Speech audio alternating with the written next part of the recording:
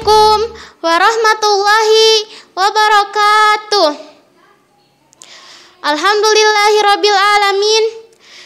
Buat semua teman-teman yang lagi nonton video ini, semoga dalam keadaan sehat. Amin ya rabbal alamin. Saya akan menyampaikan kisah yang sangat seru. Tapi sebelumnya, perkenalkan, nama aku Putri Revalni Prasetya. 14 tahun yang lalu, aku dilahirkan di Palembang, tetapi aku dibesarkan di Cianjur. Dan sekarang, aku menjadi santriwati dari Pondok Pesantren An-Nawawi Nur. Dan aku bersekolah di SMP Islam Terpadu Al-Muiz.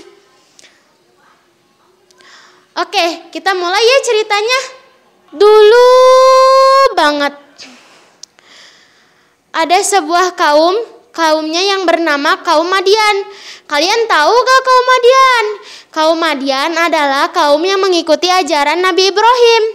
Mereka hidupnya damai dan tentram. Masyarakatnya pun menjalankan aturan Allah. Tetapi semuanya berubah setelah para ulama wafat.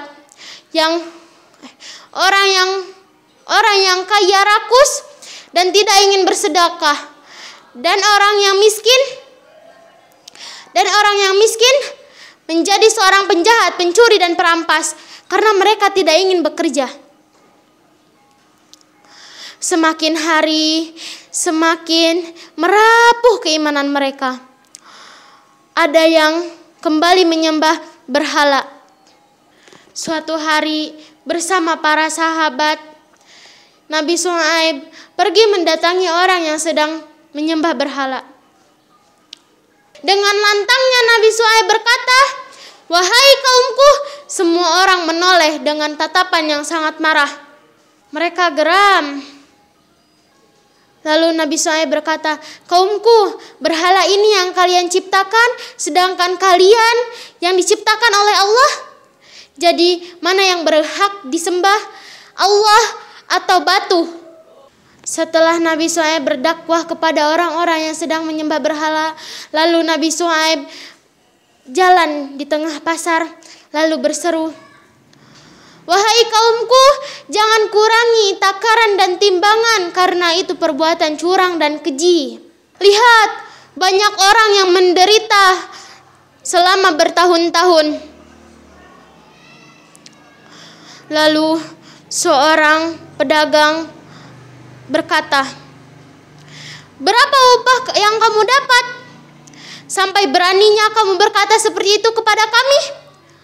Jawablah, berapa upahmu? Akan kami bayar lunas." Lalu Nabi Syuaib menjawab, Aku tidak menginginkan upah, tapi upahku dari Allah yang menguasai alam semesta ini. Tanpa berlaku curang pun kalian akan mendapatkan keuntungan."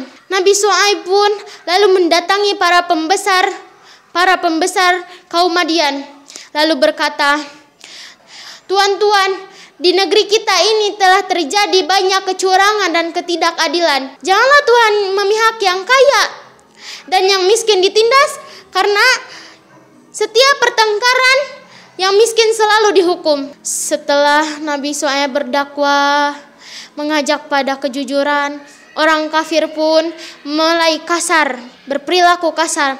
Nabi Syuaib sangat pedih, sangat sedih. Semakin lama semakin banyak orang yang beriman yang disiksa oleh orang kafir.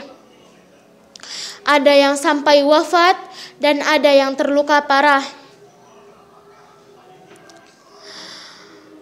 Tidak peduli wanita, anak-anak, atau orang tua. Lalu Nabi Syuaib berkata, "Bersabarlah, Allah telah menjanjikan surga untuk kita." "Syuaib, kami sudah lelah dengan ajakanmu dan kami sekarang menginginkan kamu pergi dari kota ini."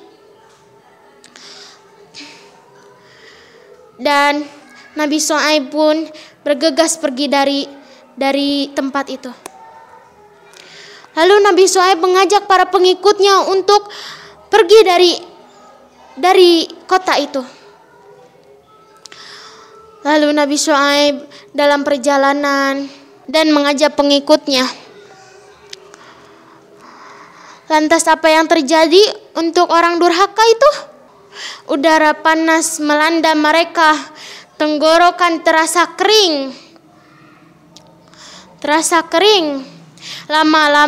Lama kelamaan banyak dari mereka keluar rumah dan melemparkan kepanasan. Awan hitam datang menutupi langit. Mereka kira hujan akan turun. Mereka sangat gembira. Ternyata apa yang terjadi?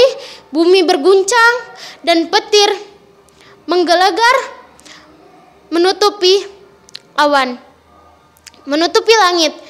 Kejadian yang mengerikan ini diabadikan di Al-Quran surat Hud, surat ke-11 ayat 94. Sebagai peringatan bagi orang yang durhaka. Nabi Syuaib dan pengikutnya datanglah di sebuah dataran yang subur. Mereka hidup bahagia, damai dan tentram. Mereka mempunyai keturunan yang soleh dan soleha. Nah, sekarang sudah jelas kan siapa yang beruntung di antara mereka?